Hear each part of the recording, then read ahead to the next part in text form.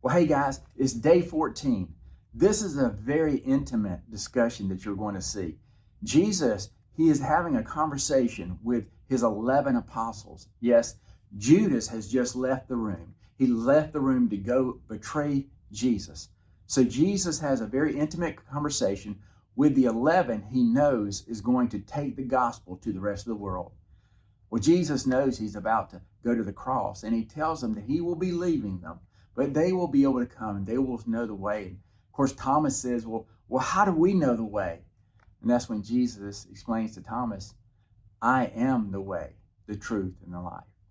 But then also Philip jumps in, and this is where in verse 8 it says, Philip said to him, Lord, show us the Father, and it is enough for us. In other words, show us God, and we'll believe. We'll have no other reason to believe than to believe. In verse 10, Jesus says, do you not believe that I am in the Father and the Father is in me? The words that I say to you, I do not say on my own authority, but the Father who dwells in me does his works. Believe me that I am in the Father and the Father is in me. In other words, the two are one. Or believe in the account of the works in themselves. In other words, only through God himself could these works and the things that he's seen happen.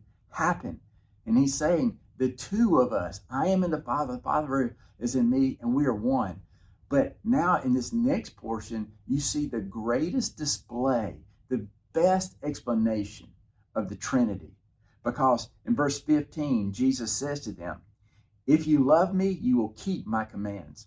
And that's the reason here at Christway, our mission statement says, love is why, right?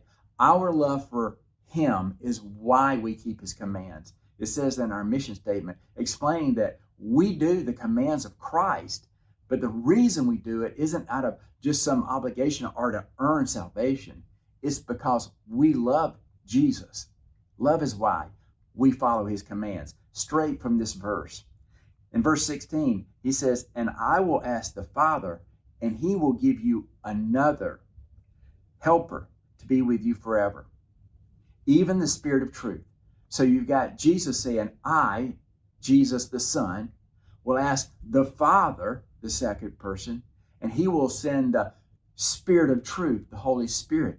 So the three of those are described right in this area and letting us know that all three of them are God and all three of them are in one. And even he goes as far as to say, whom the world cannot believe because it neither sees him nor knows him. But this is a really key spot right here. He says, you know him. And of course the apostles are like, well, how would we know him if he's about to come to us?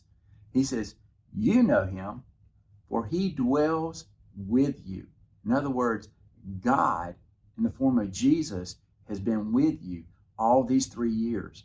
But then he says, and will be in future in you. So God has been with you in the form of Jesus, but he's going to be in you in the form of the Holy Spirit. This is really the greatest picture to me of the Trinity as Jesus is displaying it.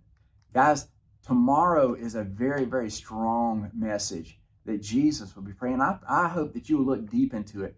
And as you're studying it, remember to ask God to show you his truths. And as he shows you those truths, then share them with other people. You know why. Love is why.